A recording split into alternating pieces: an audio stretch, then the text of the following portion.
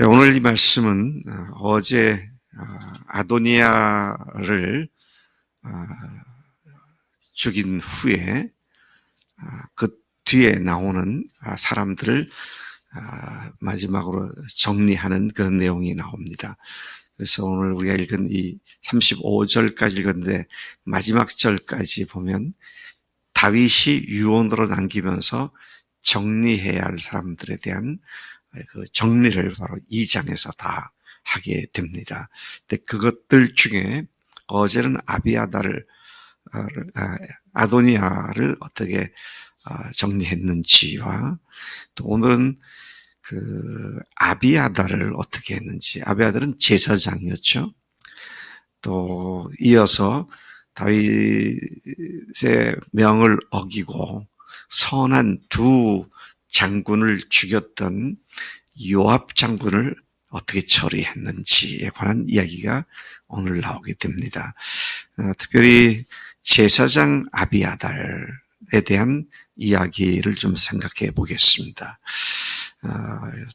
이 다윗 시대 때 다윗과 함께 또 함께 제사장 역할을 같이 했던 사독이라는 사람이 있었습니다. 제사장 사독과 그다음에 오늘 등장하고 있는 아비아달, 두 사람 모두는 다윗 왕 때에 참 충성스럽게 주님 앞에서 최선을 다했고 다윗을 위해서 항상 그 곁에 있었습니다. 다윗이 환난을 당할 때, 특별히 압살롬 왕자의 난을 당했을 때, 그리고 다윗이 아직 왕이 되지 않았을 때인 사울 왕으로부터 쫓겨다닐 때, 그래서 다윗의 생애를 보면 두 사람에게 쫓겨다녀서 광야, 토굴 또는 숲을 헤매고 다녔던 그런 일이 있는데, 첫 번째는 사울 왕한테 쫓길 때였고요. 두 번째는 압살롬한테 쫓길 때였죠.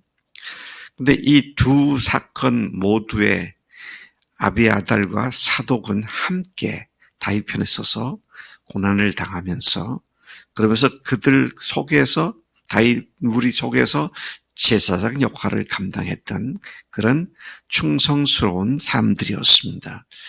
근데 이 두 사람의 마지막 결과는 너무도 판이하게 달랐습니다. 자, 오늘 그 말씀 중에 이 아비아달이 어떤 최후를 맞았는지를 이야기하고 있습니다. 특별히 다윗 왕이 다윗이 아직 왕이 아닐 때 사울 왕에게 쫓겨다닐 때 높당으로 쫓겨갔습니다. 근데 그때 거기에 제사장들이 있었고요. 근데 그래서 그 제사장들이 다윗과 그의 일행을 도와주고 먹여주고 보호해주고 한다는 이야기를 들은 사울 왕이 군대를 보내가지고 그 제사장들을 한 80여 명 되는 무리를 칼로 다 죽이죠. 그때 이 아비아달이 가까스로 피했습니다. 청년일 때에. 그래서 그래서 그와 함께 있었고, 그 다음에 압살롬에게 피해서 도망 다닐 때도 역시 어떻게 했습니까? 누굽니까? 다윗 왕이 이 아비아달과 사독 두 사람에게 성막에 있는 법궤를 옮겨라. 다윗과 함께 그 성막이 움직였었는데요. 그때 그 법궤를 메고 옮기는 일을 했던 사람이 사독과 아비아달. 그만큼 두 제사장은 다윗을 향해서 충성을 했던 사람들이기도 하죠. 자, 그런데 이제 문제가 생겼습니다. 아비아달이 마지막 누굽니까? 아도니아 반란 때에 아도니아 편에 서게 됐죠. 사독은 다윗 편에, 솔로몬 편에 있었고요. 죄송합니다. 솔로몬 편에 있었고, 아도니아 편에 이제 아비아달이 서게 됐고, 그러니까 솔로몬을 이제 왕으로 인정하지 않는 편에 서게 됐기 때문에 이제 문제가 됐습니다. 그래서 그에 대한 처리를 또 다윗도 유언을 남겼었고, 그래서 하나님께서는 사독은 이럴 때 아도니아 편을 들지 않고 다윗의 명령을 따라서 하나님이 선택하신 솔로몬에게 기름을 부었던 그런 일을 했죠. 자, 이로 말미암아 솔로몬 왕은 그가 마땅히 죽을 자였지만 선왕 시대에 하나님의 법궤를 메웠고 또 선왕 다윗이 환난을 당할 때 선왕 편에서 같이 환난을 당했기 때문에 그를 죽이지 않고 고향으로 내쫓고 제사장 직분을 파면하는 일을 하게 되었습니다.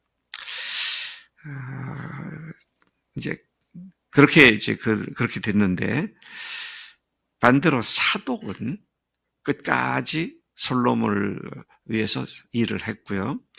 그때로부터 400여 년이 지난 후, 그때로부터란 말은 솔로몬 시대로부터입니다. 솔로몬 시대로부터 400년이 지난 후인 에스겔 시대까지도 사독의 후손들은 여전히 하나님을 신실하게 섬기는 제사장 위치에서 일을 했었습니다. 이것이 에스겔 44장에 그 후손들에 의한 이야기가 나옵니다. 사독은 어떤 사람이었느냐? 비느하스라고 하는 사람의 후손이었는데, 비느하스는 사독보다 500여 년 전의 인물로서 그는 하나님이 미워하셨던 것을 그도 미워했던 사람입니다. 하나님이 질투하셨을 때 그도 그 하나님의 질투를 가지고 사람들이 음란하게 귀신을 쫓고 이방신을 쫓을 때 그 하나님의 질투로 그들을 질투했던, 하나님과 같은 마음을 갖고 있었던 그런 사람이었는데, 그가 그런 언약을, 그래서 이제 하나님께서는 그 비느하스에게 언약을 주셨는데, 이런 언약을 하나님께로 받은 것은 그가 하나님의 질투심으로 질투했기 때문이다. 이것이 민수기 25장에 나오는 말씀입니다. 그러나 아비아달의 선조인 엘리 제사장, 그는 하나님께서 그에 대해서 말씀하시길, 네 아들들을 나보다 더 중요히 여긴다. 나보다 네 자식들을 더 중요하게 여기는 자구나. 사무엘상 2장에 나오는 말씀인데요. 엘리 제사장의 아들들은 둘이 있었죠. 홈니와 비느하스. 여기 비느하스는 앞에서 얘기한 사독의 조상 비느하스가 아닙니다.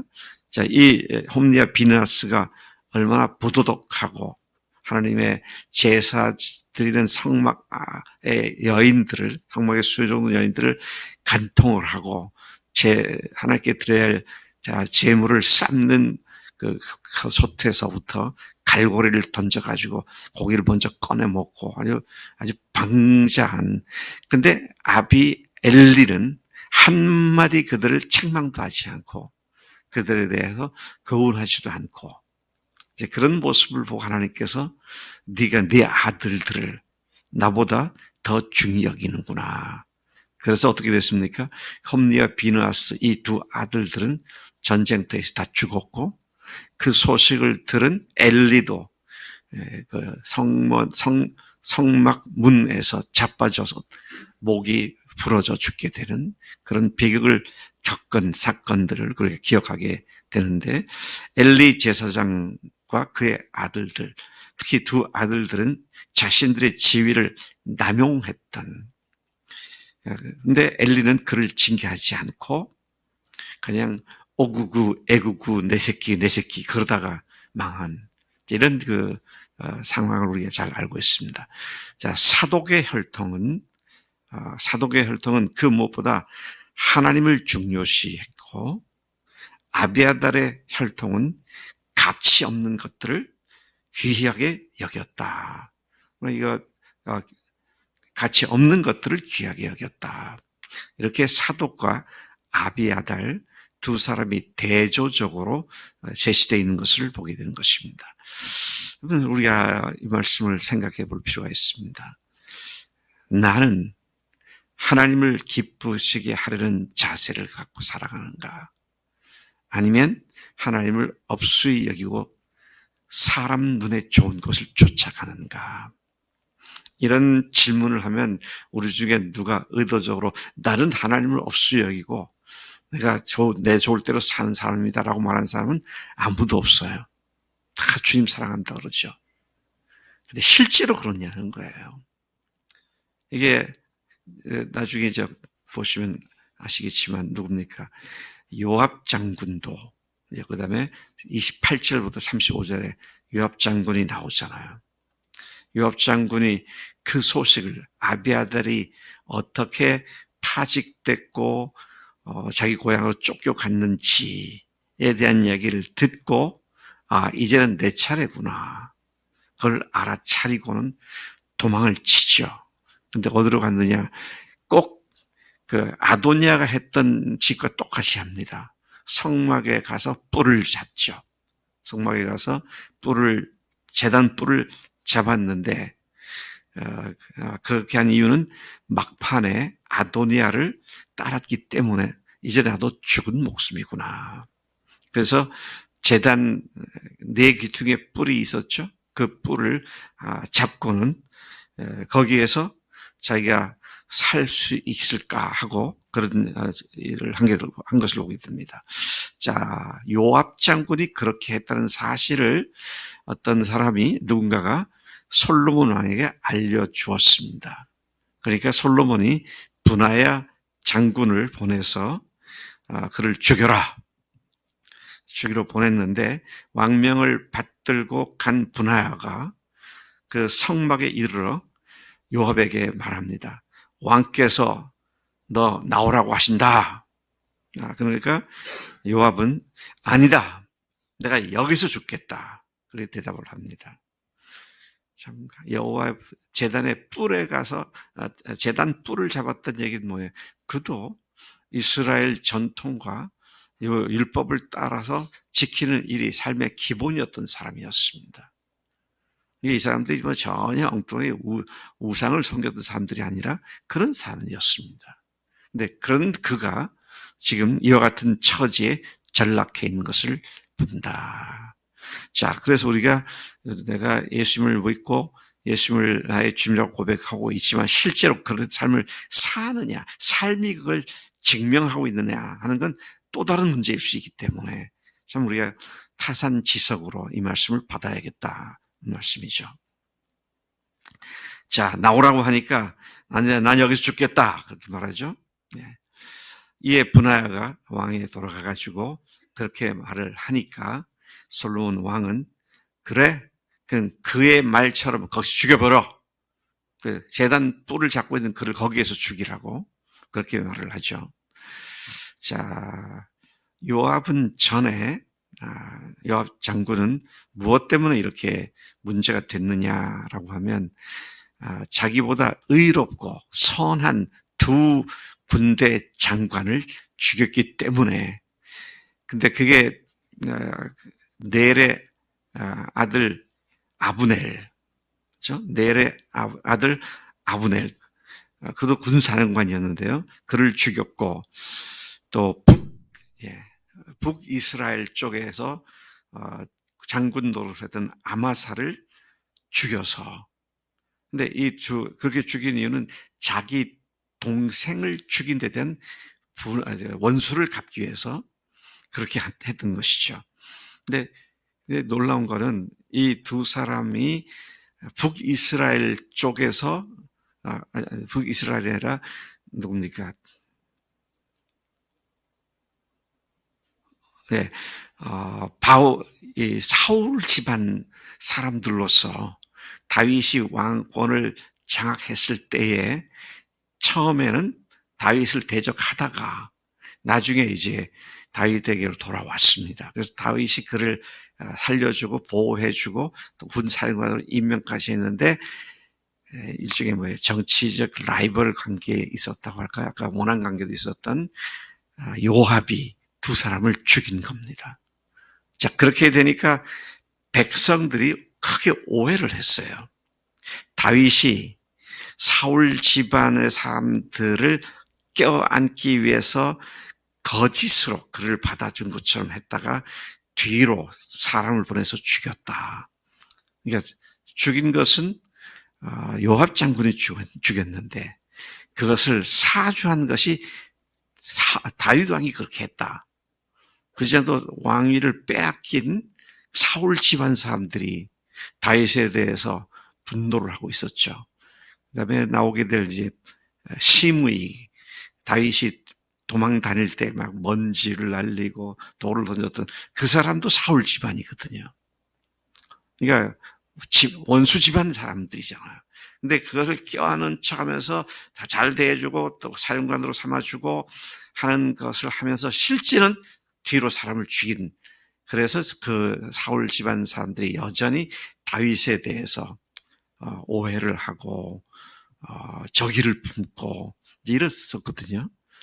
그래서 여러분 여기서 죽인 상황에서 이렇게 보면 뭐라고 얘기를 하냐면 32절에 여호와께서 요압의 피를 그의 머리로 돌려보내실 것은 그가 자기보다 의롭고 선한 두 사람을 쳤음이니 곧 이스라엘 군사령관 넬의 아들 아브넬과 유다 군사령관 예델의 아들 아마사를 칼로 죽였음이니라. 이 일을 내 아버지 다윗은 알지 못하셨나니. 이런 아버지하고 상관없는 일이었다. 그들의 피는 영영, 두 사람이 죽은 그 피는 영영히 요압의 머리와 그 자손의 머리로 돌아갈지라도 다윗과 그의 자손과 그의 집과 그의 왕위에는 여호와께로 말미암아 평강이 영원히 있으리라. 이 말을 굳이 해야 했던 이유가 뭡니까? 아까 얘기한 것처럼 다윗의 선왕이었던 사울 왕 집안 사람들이 다윗이 두 사람을 죽였다고 오해를 하고 있었는데 다윗은 그걸 알지 못했는데 그것을 요압이 나가서 그렇게 했기 때문에 그 사람들을 죽인 피값은 우리 집안에는 아무 상관없다.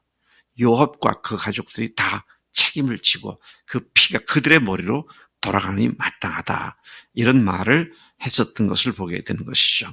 자, 그러고는 이제 여호야다의 아들 분하야가 즉시로 올라가서 어떻게 합니까? 그 요압을 누구죠? 요압 장군을 쳐 죽이고 그가 광야에 있는 자기 집에 매장되었다. 자, 이렇게 함으로 말미암아 요압을 대신하여 분하야를 군대 총사령관으로 다윗이 임명을 하게 됩니다. 자, 이렇게 이제 다음 세대 교체와 관계된 이전 세대에 문제가 됐던 사람들을 하나씩 정리한 내용이 열왕기상 2장의 내용이 되는 것이죠. 오늘로 이 말씀을 우리가 생각하면서 정말로 하나님을 사랑하느냐, 아니면 내 새끼, 내 집안, 내게 속한 그것들을 더 사랑하느냐, 우리 이런 사실들을 다시 한번 생각해보고 또 한 사람을 주군으로 삼았으면 끝까지 가야 하는데 상황을 보고 마음이 바뀌어서 주군을 바꾸는 이런 태도에 대한 문제도 이 말씀을 통해서 우리가 배우게 되는 것이죠. 하나님 아버지 감사합니다. 저희들에게 오늘 우리들의 유익을 위하여 그 옛날 구약의 말씀들이 기록되어졌다고 말씀하셨는데 오늘도 두 사람의 상태를 보며 오늘 우리의 모습을 다시 되돌아봅니다. 하나님, 우리가 참으로 하나님과 사람들 앞에 흠이 없고 온전하고 깨끗한 삶을 살 수 있도록 성령님께서 우리 가운데서 말씀하시는 대로 순종하는 대로만 온전히 나아가도록 인도해 주시기를 빌고 원합니다. 우리들 속에 저희들 마음속에 하나님 그 어떤 것이 아닌 하나님만을 가장 사랑하는 삶의 자리를 한순간도 놓치지 않도록 복 주실 줄로 믿습니다. 감사하고 예수님의 이름으로 기도로 쌉나이다. 아멘. 아멘.